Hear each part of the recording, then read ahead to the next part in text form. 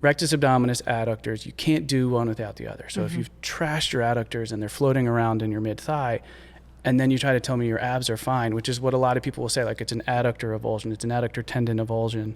There's a little bit of Kool-Aid you got to drink, but like to respect the fact that the abdominal muscles have sustained drastic trauma as well, to only try to just like bolt the adductors back where they started is half the puzzle. Yeah, and it's missing the whole core.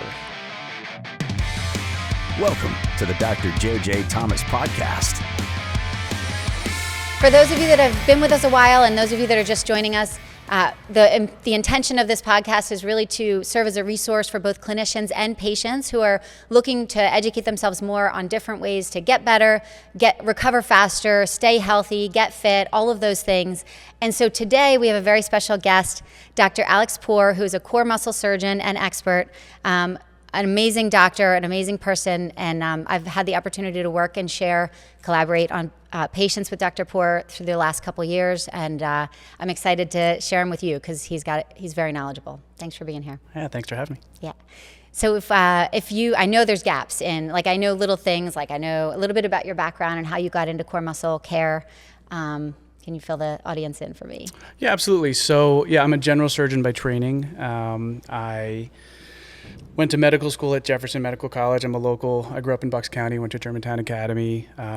Really enjoyed sports. They were a huge part of my life coming up. So that was my main reason for picking a college, which is a bad reason to pick a school. But then got into the sciences, obviously just kind of following interests. Went to medical school, discovered surgery, kind of fell in love with just the mechanical nature of putting things back together.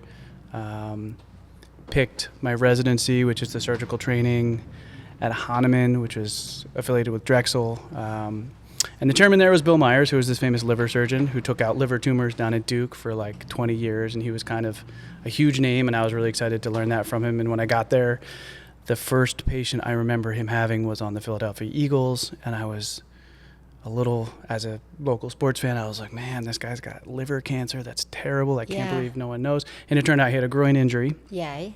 Well. And much better than the alternative. But it turned out that that's what he was doing. And so by the time I started with him in like 2007, 2008, he was really in full swing. He had recently repaired Donovan McNabb's core muscle injury, and just basically people were starting to understand that this was a much more common injury. And so I just happened to step into that place at the perfect time and spent a good 4 or 5 years training under him.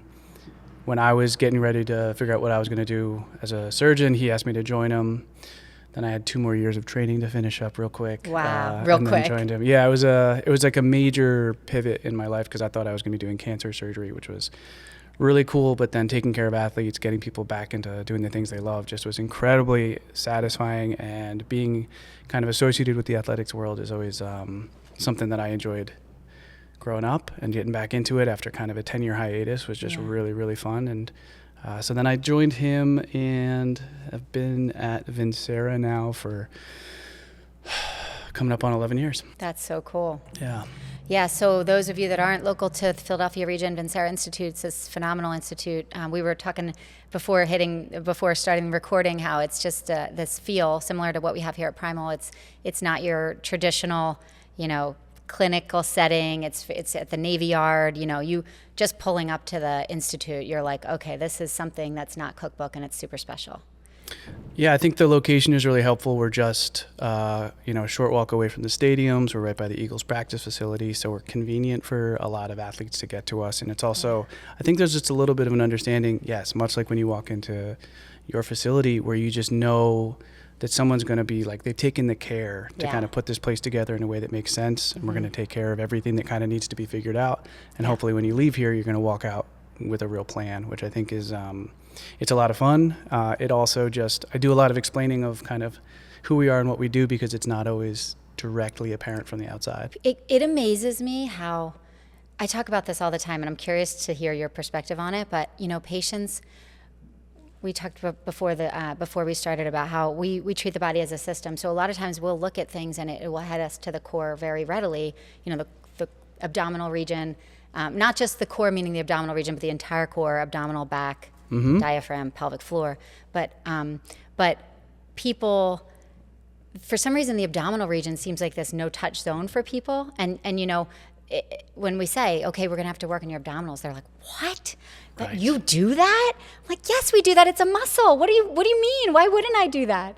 Do you find that it's the same? People are just shocked? Yeah, I mean, I think one of the other things is, for me, I'm probably 90% of the injuries that I treat involve these attachments of these muscles to the pelvis. And that's just like, people don't even want to tell me what hurts. They come in and they're like, it's actually lower. It's kind of, or they're freaking out and they've been to the urologist and they don't have testicular torsion or epididymitis, and now they don't know what the heck's going on. And no one feels good talking about genital pain. And so there's a lot of just kind of, no one wants to be touched on their belly. No one really wants to talk about their perineal pain.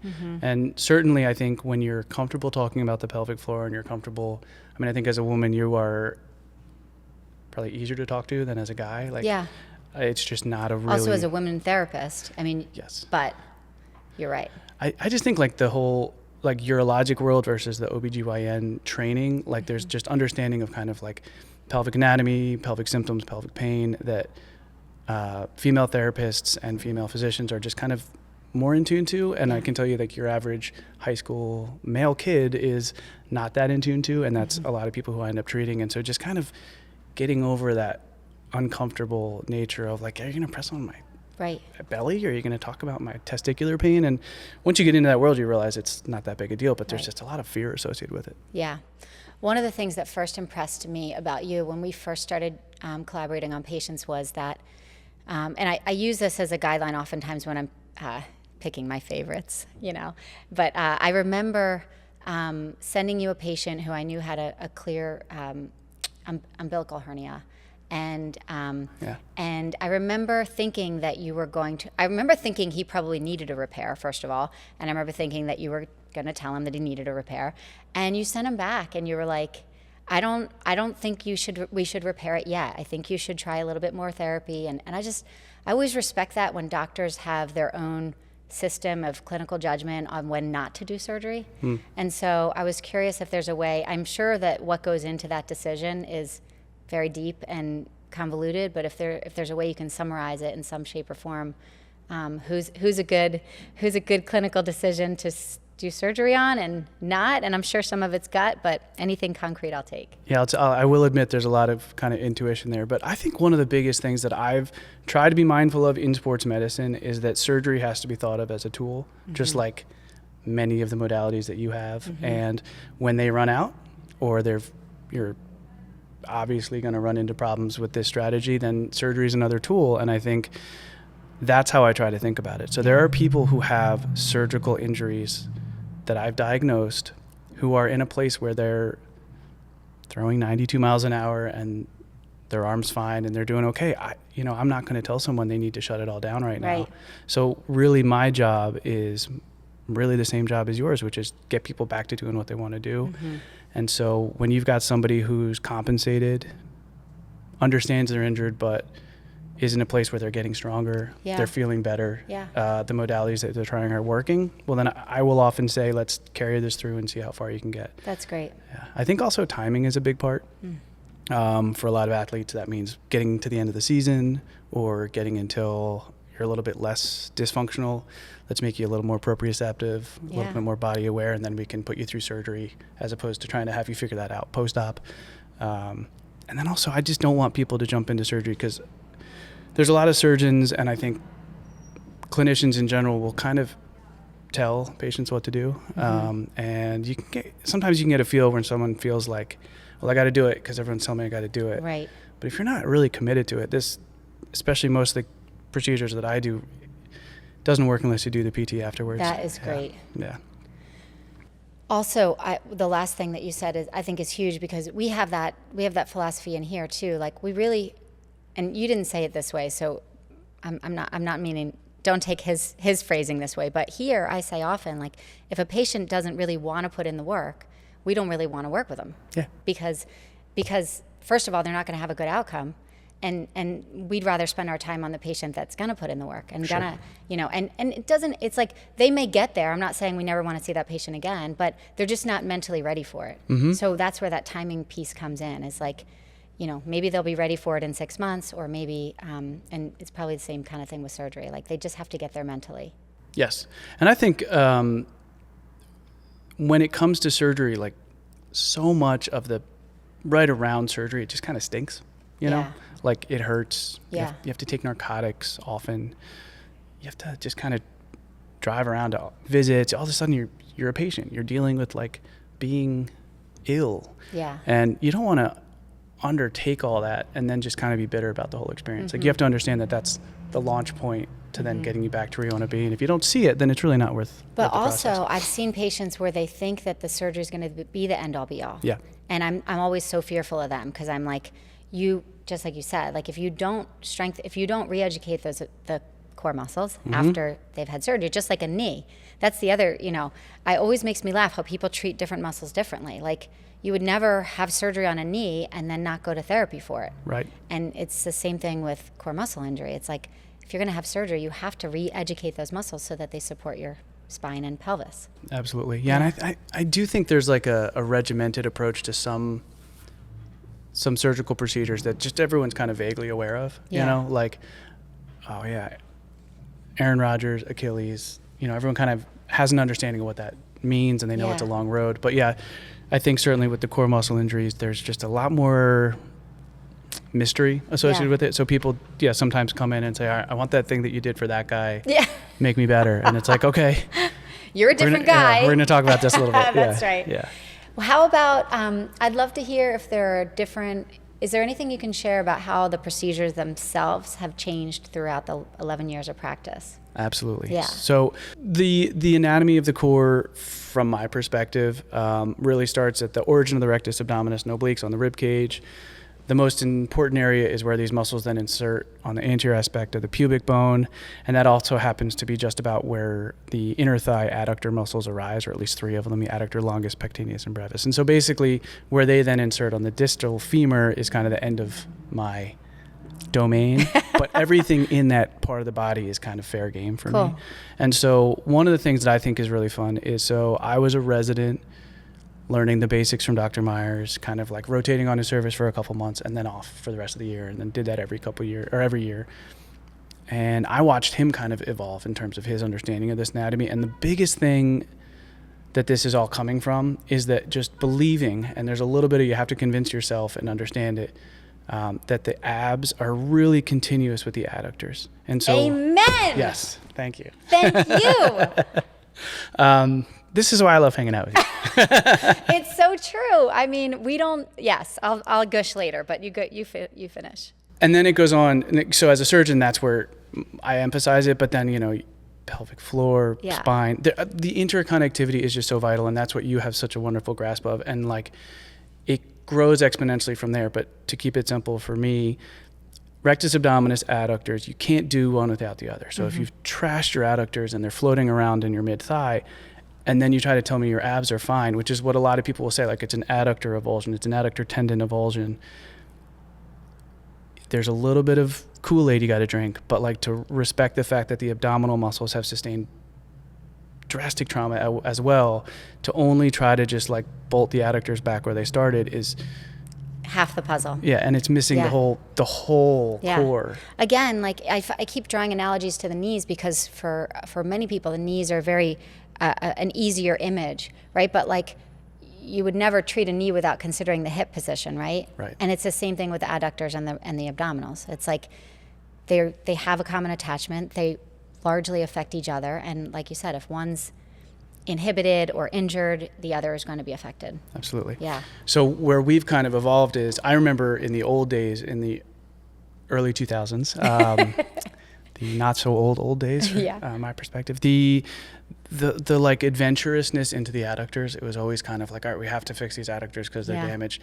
But like, it was always a kind of feeling out process. And then I had like a good 2 years where I was like an old school apprentice, where we just did all the cases together. That's great. And that really made me comfortable just delving into the adductors. And what I do differently today versus 5-10 years ago is all of those old adhesions from all the previous groin strains that an athlete has picked up, basically reestablishing the glide between the adductor and the overlying fascia, and making sure that fascia's as continuous as possible and as normal as possible is just a huge part of the procedure. Whereas in the old days, we used to just like try to loosen up a little bit and get some stitches just to kind of reattach it. And now we're understanding going all the way distally along that muscle is the best way to kind of. And when you say going all the way, now this is for clinicians, but are you kind of like doing tenotomy along the way, or how do you achieve that? Primarily, it's kind of dividing in the same plane, like in the same direction as the fascia. So go deep to the fascia by making an incision, and then just there's all these kind of like varying degrees of flimsy and really thick adhesions between the muscle and the fascia,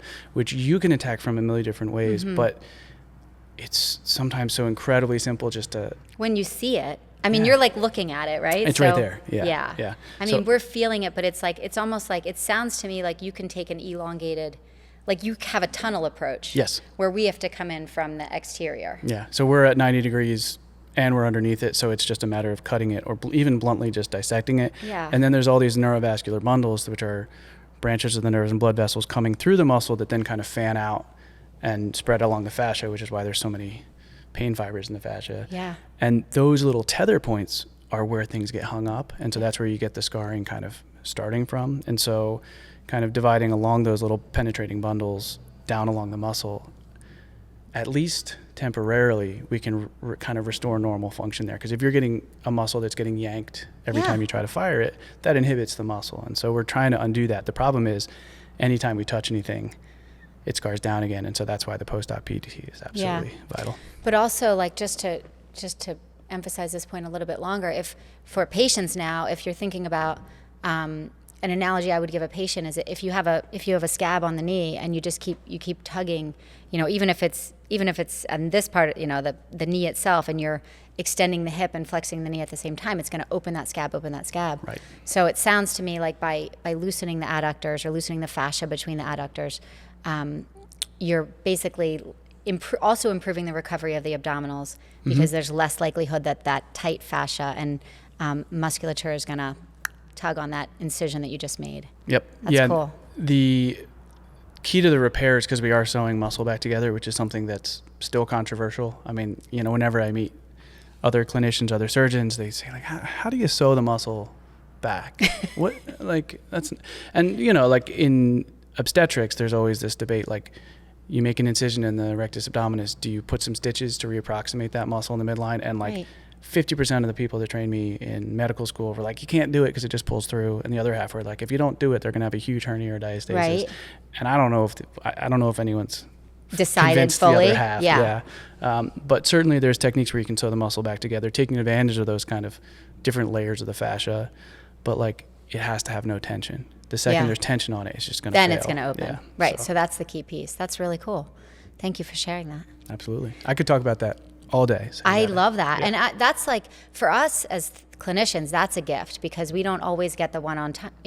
We know the good doctors and the good surgeons because we see how your patients rehab, quite honestly. Like, and you know that. I mean, you probably see the reverse. Like, the good clinicians because you see how your patients rehab, right? Absolutely. Yeah. So we know you're good, but we don't always know what makes you guys special. And so it's cool to hear those inside things. Well, thank you. Yeah. What about, what other things, so let's go there. What do you look for in a clinician? So the biggest factor for me when collaborating with someone is kind of that intellectual curiosity that translates into a willingness to kind of work hard and try things.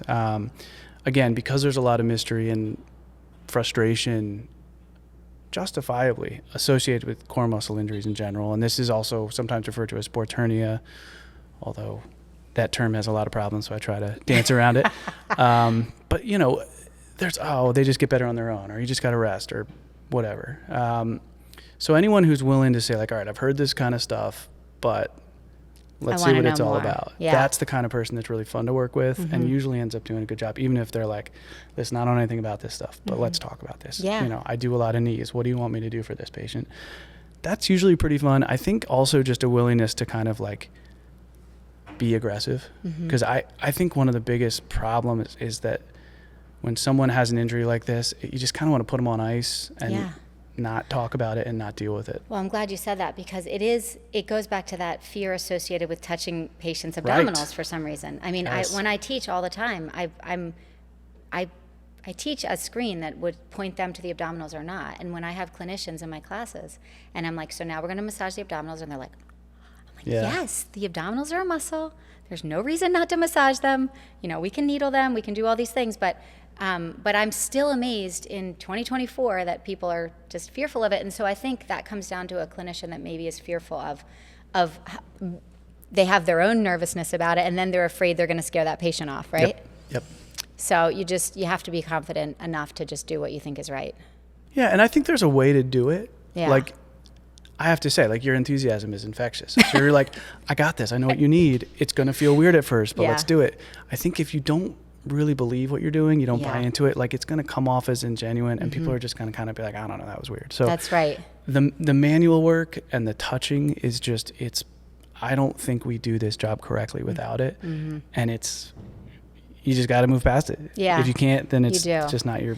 And for the newer clinicians out there, that's just reps. Yeah. And it was probably the same learning curve when you were, like, you had that great experience one-on-one with Dr. Myers. So you were you had mentorship, true mentorship. And so you got those reps under a great mentor, and that gives you the confidence. So, I mean, newer clinicians, that the take home here is, if you're not confident in it, call yourself out on it and figure out what you need to be confident. And most likely that's going to be find a mentor or ask questions with your doctors that that are doing great jobs, or I mean, I think the search for a mentor, I really feel for people that, I mean, a lot of my friends are, in similar fields, and they don't have that kind of like person that will tell them what they did wrong, or point out when they're doing something wrong, or tell them it's going to be okay. And figuring that out for yourself is challenging. So I don't think asking for help is a sign of weakness at all, especially when you're starting out. Yeah.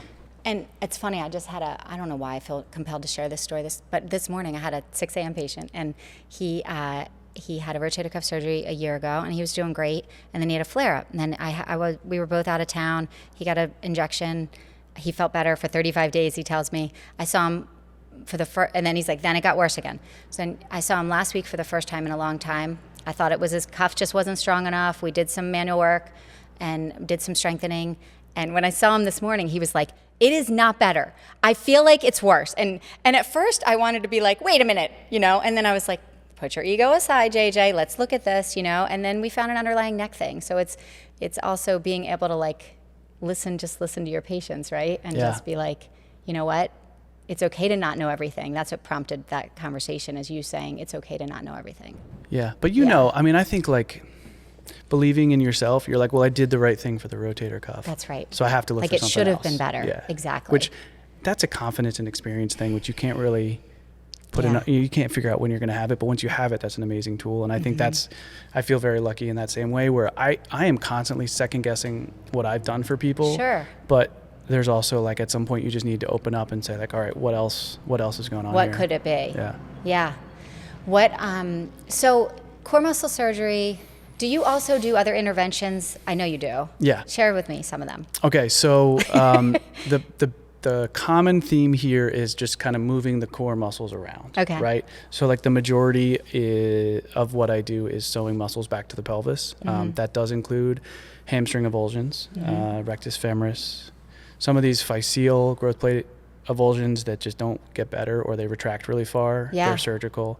Some of these things are controversial, but I think as rehab techniques and suture and anchoring techniques have gotten more refined, a lot of that controversy has gone away. The vast majority of sports med people agree that you fix muscles when they pull off the bone. I mean, yeah. It's not a huge controversy. It's just 25 years ago, it was too hard to do some of these smaller muscles. Now it's really not that technically that challenging.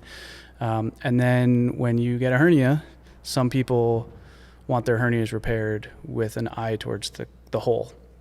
And I did train in general surgery, so I'm sensitive to this, where I just don't think that was, like, in Hallstedian 1950s surgery, you fixed the thing. Yeah. And there are definitely clinics dotted over the world where they have a singular approach, where they fix inguinal hernias a very specific way with an eye towards the anatomy, where I think they're doing wonderful things. And so sometimes people come to me to fix their hernias kind of because I understand the core, and hopefully I'm not going to allow it to get buggered up in the process of fixing a hernia. And so that's small part of my practice, but it's actually can be really fun because it's people who are usually doing a lot, really kind of have this thing that just need to get behind them and then get back on track. And so you get to watch that. That's my favorite part of my job too, is like watching this person be able to do the physical things that they weren't able to do prior to your intervention.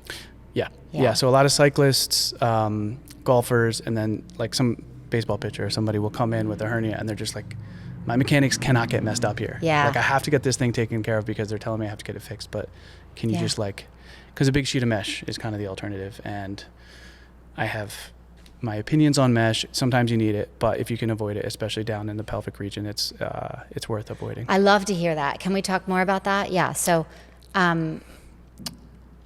preferences. So the thing about mesh is it's polyester. So it's no matter how thin the weave or lightweight, it's designed to kind of create scarring. And when it scars into place, you're just, I mean, as someone who's in tuned to the fascial planes, like you're just creating just havoc on that by design. And that's what allows that fascial layer to become so strong that you're not going to get a hernia again. Right. But what we've done since the 90s is basically replace a 3 to 5% recurrence risk for hernias.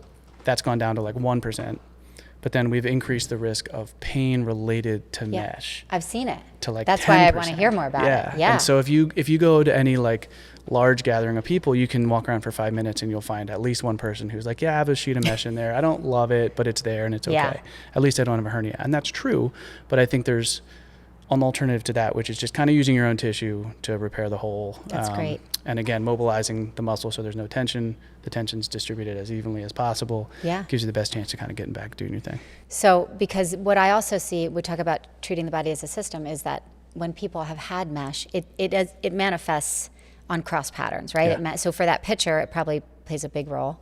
But so that opposite shoulder, that sling will oftentimes be affected. That pec will pull in, and and I don't know how you mobilize it because it's plastered. And so I think like you've probably had some success, but I think what I end up doing, quite honestly, is I do the best I can soft tissue within that region.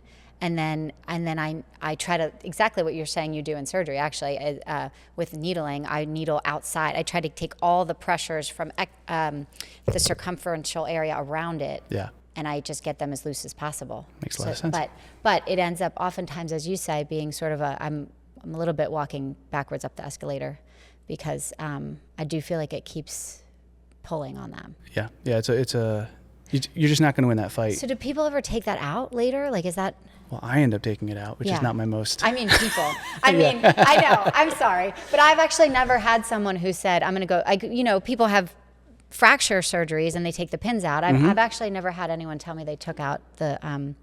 but can they? If I have someone with that, can I send them to you? Yeah, it's a big undertaking. Yeah, it's a lot. So just... If the mesh is this big, that means anywhere that the mesh is in contact, you have to carve it out. Pull the tissue away. So you end up cutting a lot. And so there's nerves, there's blood vessels in the vicinity and all that. But I do get it. So there's another patient population that I see, which is people who have mesh that don't like it. And very often the mesh gets kind of knuckled before it kind of freezes into place. And so if you just imagine taking like a towel, soaking it in water and then putting it in the freezer.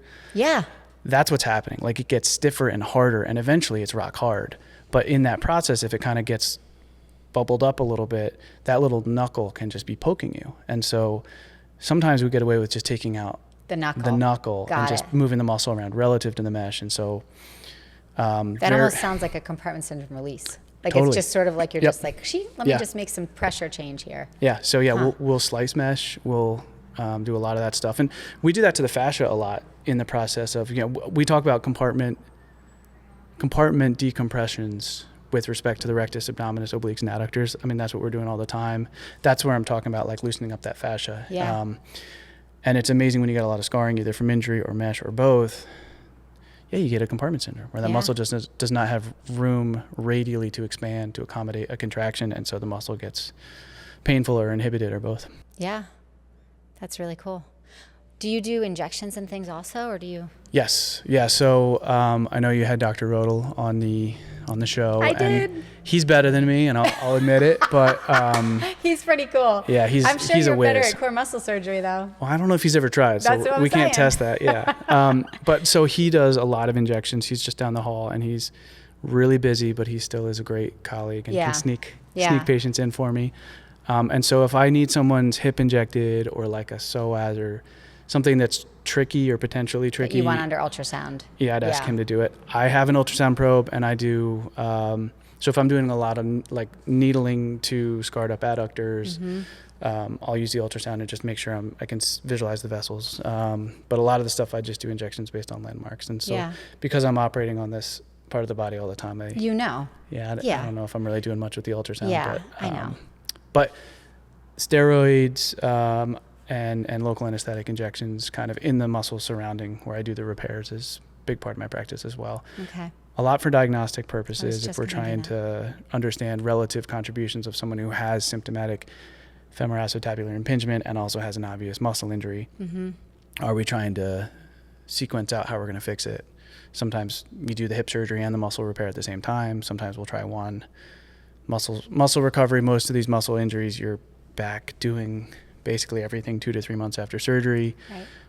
Hip surgery, you're It's not the halfway same. there. Yeah. So sometimes we'll try to get away with it, and so we'll numb up the hip or we'll numb up the muscles, and depending on the response, helps us gauge Yeah. relative contribution. It's great. It's a very low invasive way of making a clinical decision. Again, one of the Yeah. reasons we love you. Yeah, and then Johannes makes it all really easy, but He he's does. busy, so sometimes I have to do it myself. No, that's good. That's cool. I want to know clinically how you've seen PRP affect your patients' practice. Oh, in good practice. question. Yeah. Can I do all around? Because I Yeah, probably have yeah. seen. Wait, you're doing research on PRP, are you? We published a paper in January showing our retrospective experience Okay. I where just threw that question right back at you. yeah, didn't I? well, I can answer it still. yeah, I'm sorry. I want to hear but your answer, okay. but yeah, the 10,000 foot summary is basically we had, starting in 2012, patients showing up who had prior PRP, mostly at the like NFL and like elite level, and then it very quickly trickled down to weekend warriors, Yeah. to now where it's everywhere. And in the same window, we started seeing people with like full on bone growing in their adductors. And Interesting. that, we call it heterotopic ossification. You can call it myositis ossificans, whatever. It's a phenomenon that happens in trauma. So like if you get hit in the quad over and over as a running back, you can have a ball of calcium there. Right. Like, was it incidental and they already had it in the population you were working with? Right. So we were kind of curious. So we started tracking it. And it turned out that like over 3 years, everybody who had a bone or calcified scar tissue in their adductors had PRP. So then we started tracking it prospectively, and basically we had the NFL players. Yeah. And what was cool about it is I think it was 31 patients came to us over the course of 2 seasons.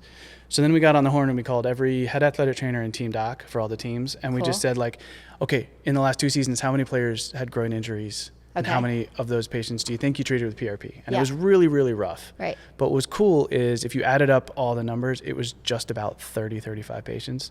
So we think we saw most Yeah. of the patients that had PRP Great. injected during that time frame. And 50% of them had calcium deposition in their Wow. in their adductors, which basically for me, I can tell someone that's considering it, there's maybe a 50% chance you're going to get calcifications there. I don't think it's going to be effective because I think we see most people who would be coming to us if it doesn't work. It seemed like most of them end up coming to us anyway. Yeah. But the other thing is when we looked at the eventual post-op outcomes, healing was slower because we had to do more, and also everything was a little more fibrotic, or a lot more fibrotic in some cases, but they did okay. Like the end results at like 3 and 6 months. It's interesting because I do feel like on the clinical side, most of the patients I've seen that have had PRP, it's been hip, cuff, it's been like glute med min, rotator cuff, and then knee. I'll say because the knee seems to be like multiple. Sometimes it's like, it seems like it's been everywhere in the knee, to be honest. Yes. Clinically, patients seem to respond really well. Okay. So I wonder how much is placebo. Like on one hand, now that you're saying that, I'm like, I wonder how much. I think placebo is a very strong event, and it does give people confidence. to go through the rehab, and they've also invested however much money in this procedure that, if you need that to be committed, then great. But I was 100% calling it the PRP because, and recommending it, quite honestly. Yeah. Now, I tend to recommend, again, certain doctors, because I do feel like I've had experience with some doctors who are just sort of haphazardly putting a whole ton of stuff in there. Now, hearing that, because you guys were doing these injections, right? So I'm sure you guys were very deliberate about what you were doing. Well, So- I've Oh no, they just never had injected PRP. it. So Yeah. it would be cool to do a study where the control is, the type of PRP, Right. right? Because Johannes did a little talk here on his PRP stuff, and so we learned about, the deliberate thought process you can make about the type of solution you're mixing with the plasma. And anyway, so it'd be really cool to have a study where that part is controlled. Yep. Because I imagine, for me, I agree, HO is like a trauma response, and so heterotopic ossification. So if it was a ton of tenotomy and a ton of substance in there, and the body was already under duress, then it would make sense to me that it would form bone. But I think intra-articular is probably safer. Okay. Because it's in a confined space. Yeah. And I also don't know enough about it, but basically one very gross oversimplification, I hope we don't get bombarded with comments on this, but is like leukoreduced, like so filtering out the white blood cells or not.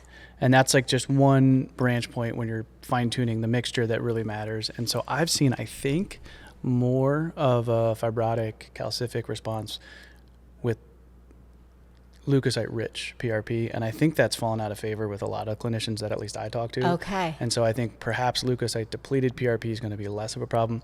But we didn't have the procedural notes for the majority of the patients in our study, so that's one of the things that we talked about in the discussion where we don't know.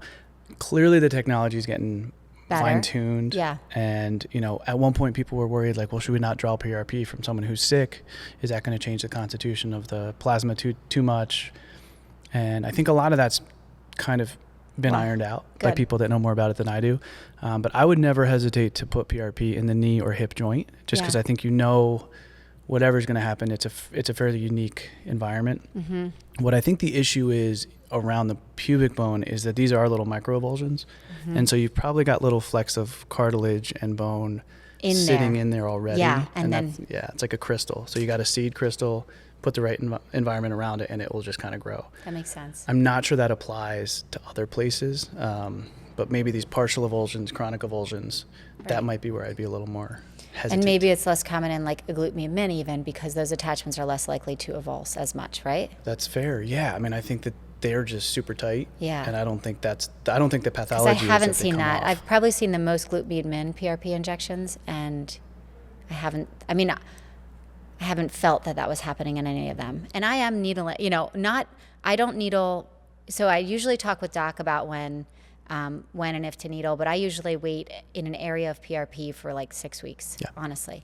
But after that, I will needle it if I'm trying to get muscle recruitment. Mm-hmm. And I would think I've felt HO before in patients through needling, palpating and then, I'm like, ooh, but I haven't felt that with my PRP patients yet. Okay. So it'll be interesting to see. Yeah. I think also the glute med pathology is so frustrating for people. Yeah. And you really only have percutaneous options. Yeah. So even if you get a little bit of, fibrosis or whatever, if it's functional at all, they'll be happy with that. So I remember earlier, I was like, I forgot. I know what I just thought of. I wanted to bring this up to you clinically. I often see a movement pattern where, especially in runners or athletes that run, which is almost all of them, mm-hmm. The side of like a sports hernia, it's like the opposite hip is often even sometimes more dysfunctional, tighter. And I think, in my mind, it's that pelvic drop causing that torque on the adductor side. And is that something you notice too clinically? Okay. Yeah. So, going back to your knee analogy, I like to think about the rectus abdominis and adductors as like the ACL. So it's really a central stabilizer. Yeah. And I think the next thing that happens once that's off, you get some instability there, is basically everything else just tightens up to try to protect. And I think as a result, that's often when like QL glute on the contralateral side Yes. just get like incredibly tight and get like the hitch. And so I have a lot of people who walk in being like, I'm okay. And then you watch them run and it's like, No. I don't think that's how you're supposed to run. But it's funny, I'm glad you said that, because I always take it as the core muscle injury happened because of that tightness on the opposite side. That's Like fair. it's, Yeah. you know what I Yeah. mean? So it's kind of, I mean, either way, we have to treat them both. Yeah, But- yeah. The same thing with like the hip FAI. Most people's bones kind of were determined before their muscles noticed that there was a problem. Yeah. So I think like the chicken and egg thing, I give the hip guys credit. Yeah. They're treating the underlying pathology more often than I am. But like you can't have these compensatory patterns without things kind of falling apart. Mm-hmm. And so yeah, very often by the time, if you train at a high level, if you run 50 miles a week, if you Right. Even play 30. varsity sport, yeah, sure, right. Like there's repetitive stress. It does Yeah. not take long for like multiple systems to kind of show wear and tear. Yeah, really cool. This has been awesome. Thank you so much. Yeah, absolutely. I don't think I have any more questions. Do you have any more questions for me? Well, Shoot, we got I could time. talk about this stuff all day, but Tell me. the things that I would like to understand from your perspective Yeah. are what is maybe the most useful variable from your perspective to tell someone to go consult with the surgeon? Oh, I'm so glad you said that. I actually had intended to bring that up, so I'm glad you. I was just talking about this with, I think another clinician. I think umbilical, and personally, I've always found umbilical hernias are very easy to spot. Mm-hmm. Sports hernias are not as easy, and I always felt insecure for many years. I hated saying that out loud. Like I felt like I should just be able to feel it. Every doc I asked, they're like, "You just feel it." I'm like, "I'm still feeling it. I don't know if I feel it." So I would love if you have any tidbits on our end. But when do I usually? I usually give myself 4 to 6 sessions with them, and I try to make a change. Yeah. And if I can make a change in terms of their function and their symptoms and unless it's ginormous. Like there are ones, especially umbilical hernias, where I'm like, it's like 3 fingers, and I'm like, for patients that don't know what I'm talking about, sometimes we measure the amount of separation by our finger breadths, and so it's like 2 to 3 fingers, usually 3, and I'm like, okay, just call Dr. Poor and still come back, and we're still going to treat you, but that way it gives them a little bit of push on it. Yeah. But yeah, more clinical presentation. So 4 to 6 sessions change, and I'm looking for symptom change, movement change. Like a lot of times they will lock down. Mm-hmm. So we do whole body movement assessments with all of our patients. And a lot of times we'll see, with core muscle injuries, we'll see, just like we said earlier, tightness in the hips, but a multi-segmental rotation limitation, or even half kneel. Like a lot of times I'll analyze these people in a half kneel position, and their hip hike will be way up on one side, or their drop will be very significant on the other side. So if I get them in a very regressed half kneel posture and their positioning is very poor and their balance is poor, then I may also tell them to go right away. But 46 visits. That makes sense. That's Yeah. great. Yeah. I mean, I think for me, the way to kind of feel these things, Yeah. it's if you can feel it, it's a big one. You Okay, know? So that makes me I wouldn't feel beat better. yourself up over that. Okay, yeah, because I'm like, I think I was sleepy that day in PT school. I used to tell myself. No, it's not. It's because these things are tricky because even if you avulse a huge segment of the adductors, the fascia, fascia lata, that stays intact in the majority of cases. When that rips, you can see it from across the room. Yeah. But a lot of times people have an avulsion, and even surgically, you dissect down to the superficial fascia and everything's still intact. Yeah. Then you incise that and there's a big hematoma. Wow, So okay. from the outside, I think you can feel bogginess, you can feel swelling, Yeah. but you're not going to feel discontinuity like you would with other things. That's great to hear. But pain and weakness are the 2 things that really can guide the exam. Yeah. And so if it's all kind of like bringing you back to the pubic bone, then that's usually A good indication. Yeah. Yeah. And so the trick, the one that's kind of mean that I don't really recommend, but Yeah. if I need, like I have patients come in and they're like, it's like when you bring the car to the shop and it won't make the noise. Yeah.